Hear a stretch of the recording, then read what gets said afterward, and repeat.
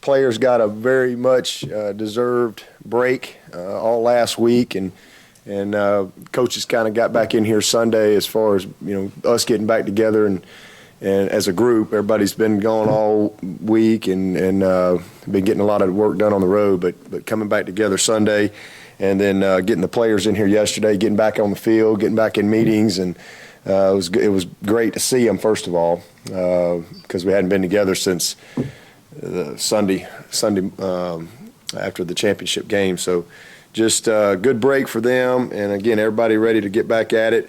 Very proud of this team, very, very proud of this team and the accomplishments that they've had and what they've earned on the field.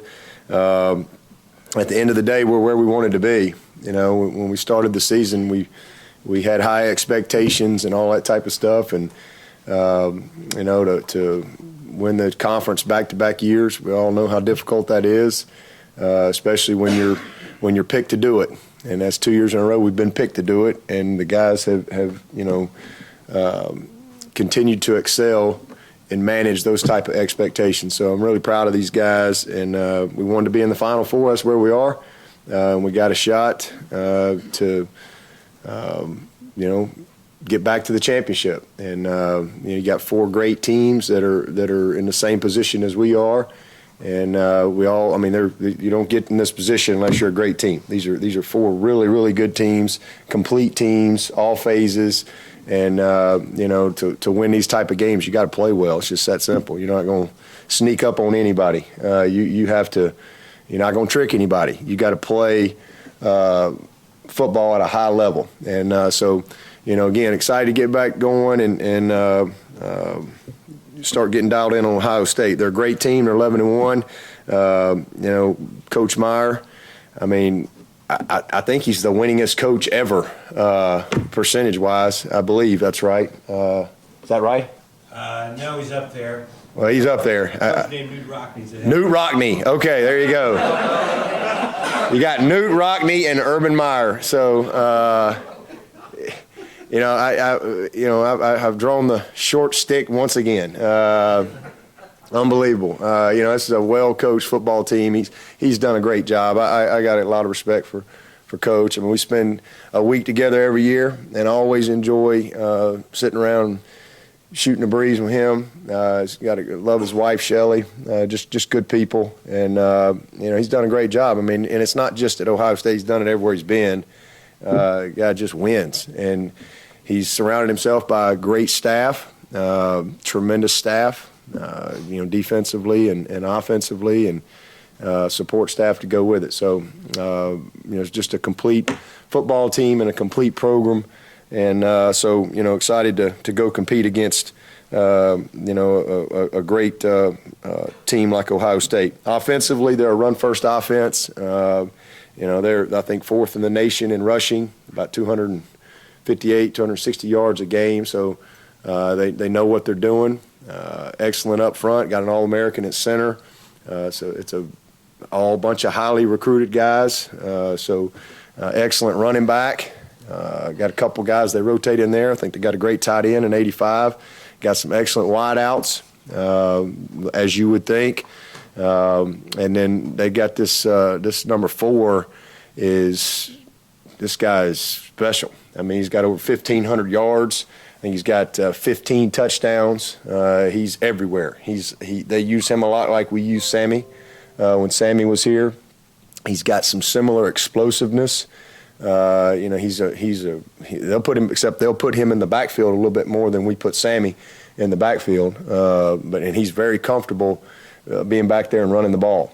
He's as dynamic a guy as you're going to see in this Final Four group. Very, very good football player. Got a big challenge in trying to contain him. And then their quarterback, JT, is a great football player. He's, I think, the second leading rusher on the team, and just a guy that can beat you in a lot of ways. So all the zone read stuff, all the quarterback run stuff, powers, counters, speed sweep stuff, jets, everything. They got it, and all the play action to come off of it. So they know what they're doing. That's why they've been very, very successful. And again, an offense that is scoring 42 points a game. So Got a tough challenge there defensively. They're 4th in the country in total defense. Kind of same story. Complete group over there. Very good. Very deep up front. Play a lot of guys in that defensive line. I mean, they're 3 deep across the board. I've seen them all play. They do an excellent job in rotating those guys. They'll take some of those ends and move them inside in certain situations and create some advantageous mismatches. We're getting some of those speed guys inside. Really good at linebacker. Guys are fast. We recruited several of these guys on this team, and this will be as good a secondary as we've seen. No question about it. Excellent at corner.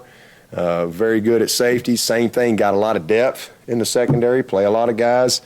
Number 24 back there at safety is big time special. He's as good a player as I've seen on tape this year on the back end. He is a tackler. He's fast, got great range, very smart and instinctive player. They rotate. The backups come in there. They look just like the starters. So very good group, and they know what they're doing schematically. Great understanding of their techniques and what they're trying to do system-wise. Special teams, I thought we might have a chance there, and then I'm at the award show, and I look up, and there's their punter. He's up for the Ray Guy Award. So they got excellent group, great returners. Number 4 is another guy. That's another area that he'll impact the game. He's not only catching it and rushing it, he's returning it as well.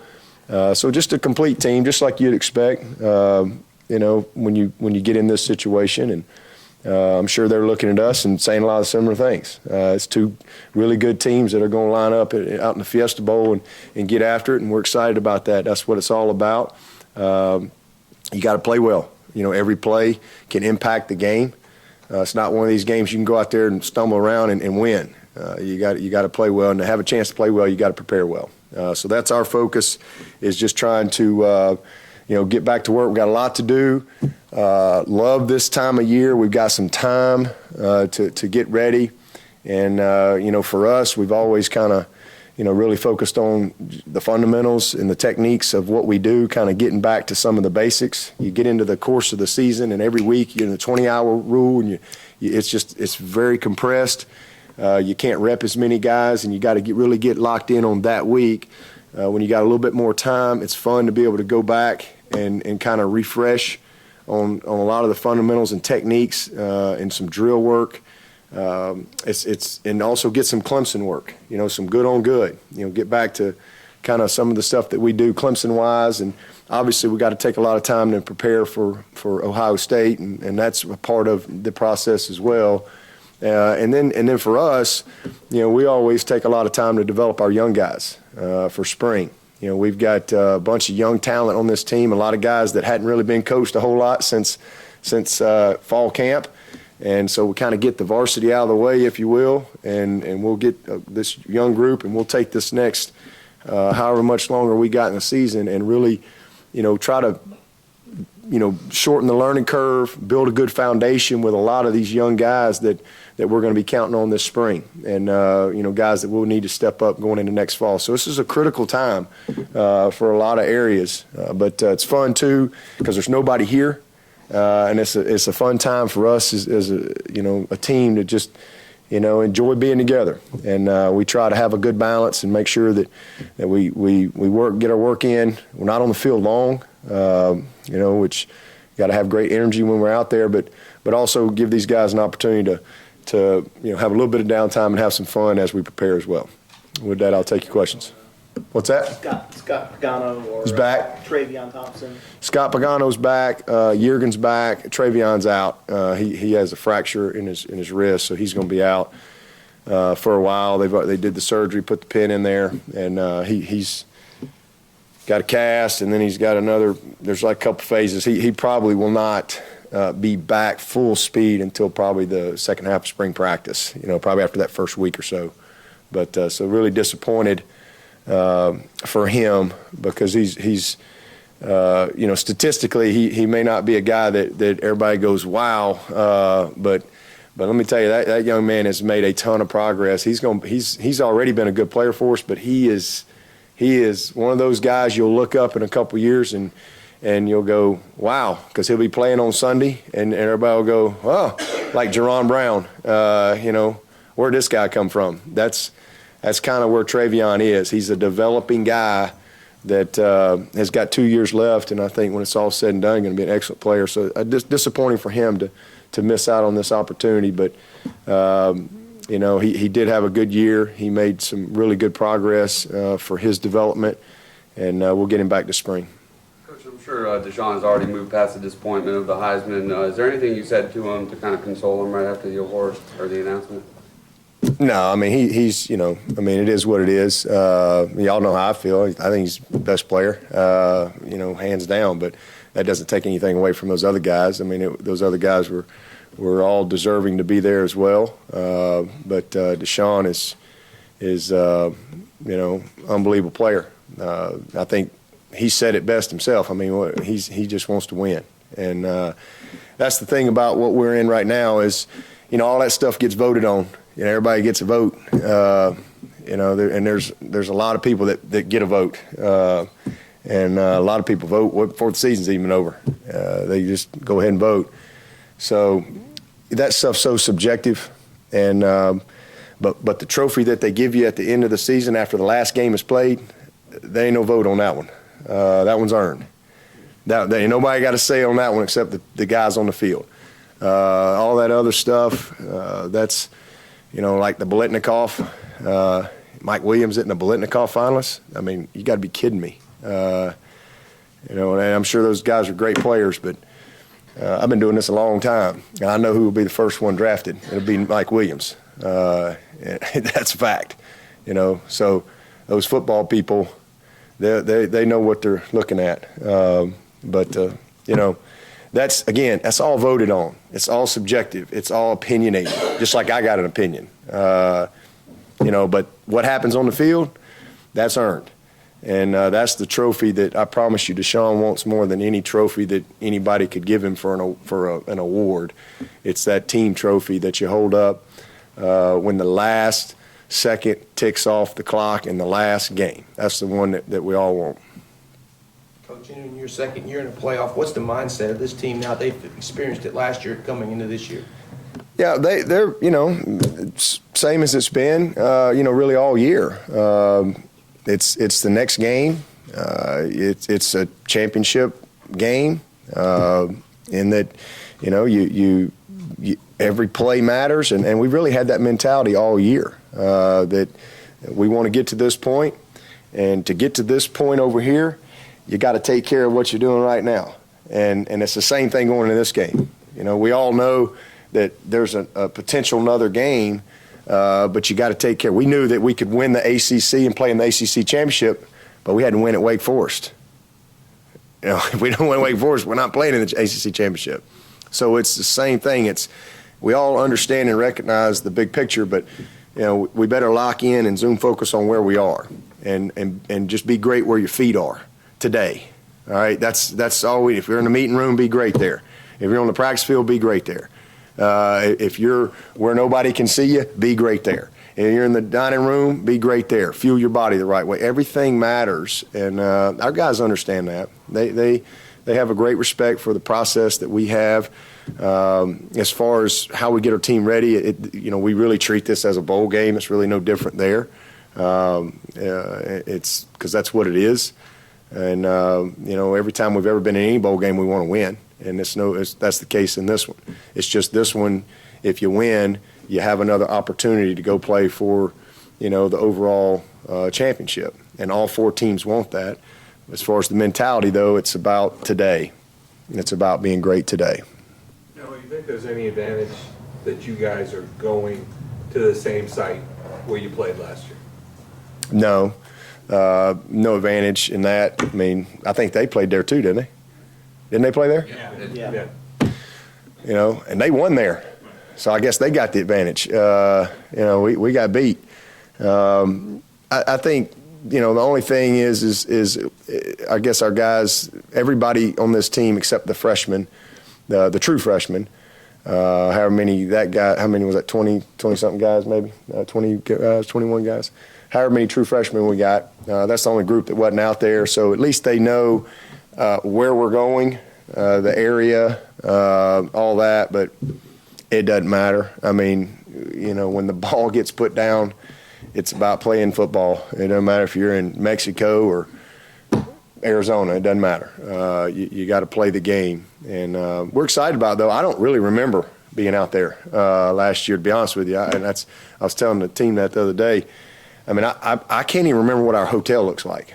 I know what my room looked like, and I know what the setting looked like with the mountains, and there was a golf course. I have no idea what the hotel looks like. I can't even remember it. I don't know what was across the street. I have no clue, no recollection of that. I remember everything about the Orange Bowl, but it was such a blur, getting down there, and it was just like a away game. It was just such a working trip. So I'm excited to go back out there and to be able to breathe a little bit and check it out a little bit more. I played in the Fiesta Bowl in 1990, so it's been a long time since I've kind of, been around and experienced that area, because we really didn't have time for anything like that. Like whereas at the Orange Bowl we had, you got time and we're able to enjoy the city a little bit. So that part I'm looking forward to. But as far as an advantage because we've been there, no, I don't think so. Dabo, what's the latest on Jake Fremore? No update. He's still not with us. Do you expect that he'll be back on the team? I don't expect anything right now. There are no expectations. Four straight bowl wins, technically if you count last year, depending on how you want to look at that. But what do you feel like's been the key in preparation as far as having so much success after a layoff? And have you changed anything from maybe early on in your head coaching career to? Not really. Not really doing anything different than we did in 2009. To be honest with you, we've been very consistent in how we've prepared. Got great leadership. We've got a bunch of good players, and I think we've had a lot of good buy-in, and we've played well for the most part in those games. A couple of them along the way. I mean, I barely remember my interim year in the Gator Bowl. That was kind of a blur, and trying to first time kind of figure that out as a head coach. But really since 2009, we hadn't changed a whole lot. The biggest thing that changes is, how you manage the time, because depending on what bowl you're in, it can be a little different. But we've got a good formula in place. I'm always studying it. I'm always researching it. That's one of the things that I do when I get with other coaches. I'm always just kind of, picking other people's brains on whether it's practice schedules or it's postseason schedules, camp schedules, you name it. Just always, kind of seeing. And then I make notes all the time on things that I think I'll go back, during bowl prep, after bowl games, things like that, and I'll make some comments and some thoughts, and then I'll look at that and revisit that as we get back to this time of year. But as far as our overall logistics and planning and how we structure it, very little change. What are some of the things that you learned from Urban Meyer? You talk about taking notes and learning things from other coaches, and you guys have a good relationship. What have you learned from him, perhaps, that's helped this program? Learn from Coach Meyer. Yeah. Surround yourself with great people. Go recruit. Recruit. Have a great recruiting staff. I think that's what he's done every place he's been. Have an identity. Have a system that you believe in. I think he certainly has had that. At all his stops. He's done a great job. But we've talked about a lot of things, over the years when we've had different moments to sit and visit. He's been very open and transparent about a lot of things. And I think at the end of the day, you got to be who you are and do things that you believe in. And that's what we've tried to do here. Dabo, is there anything you can take out of that Orange Bowl win over these guys from a couple of years ago? I guess, for us at that point, it was just kind of another step. It was a BCS bowl win. It was a big moment. We'd gotten our butts kicked in the Orange Bowl a couple years earlier, and we got back on the big stage. I think they were about 25-1 or so coming into that game, and we we played well. We didn't play perfect, but we played well. They made some mistakes. We made some mistakes, and we just made a few more plays than them. It was a hard-fought game. Best players got to play well. I mean, that's what I always tell. If LeBron shows up and doesn't play well, they're probably getting beat. You know, the best players have to play well in games like this, and that's just that simple. And you think back to that game and the game that Sammy had, the game that Martavis had, the game that Taj had, Hot Rod. Hot Rod had some big moments. Spencer Shuey was one of the best leaders and played an unbelievable game. Vic Beasley right out of the gate, except we got the sack on 3rd and long, and they got the first down because he gets a celebration or something or whatever. So I remember that game very well because every play was so big. Every play for 4 quarters. It was just one of those games that you have a lot of respect to be a part of a game like that. A lot of respect for the opponent because you know how hard it is and the margin for error. I mean, Stephon Anthony with the pick at the end of the game after we had thrown a pick. It was just one of them, great games. But I think it was the biggest thing is it was for us as a program. It was just another step, and kind of moving forward because you have to win games like that, or at least you got to win your share of games like that to really, I think, become an elite program and to grow your brand. And when we beat Ohio State, that just kind of makes your brand shine a little bit more because they're Ohio State. So nothing more than that. I mean, it was just a great moment, and again, another step. It made us, what was that, 11-2 or something like that? 11-2 that year, and that was a big deal. Big deal for us, for sure. How much stock do you put in big game experience? I think experience is tremendous. I mean, that's why you don't see a lot of rookies making All-Pro in the NFL. Rarely, occasionally you might see that. You don't see a lot of freshmen making All-American. It's a rare thing, and it's rare for a reason because everybody needs some experience. Everybody. When we as adults, we all live our lives today based on our past experiences, whether they were good or bad or whatever. And so it helps you. It helps you because we're always going to get in similar circumstances. And when you've been through things, it helps you to deal with those things, good or bad.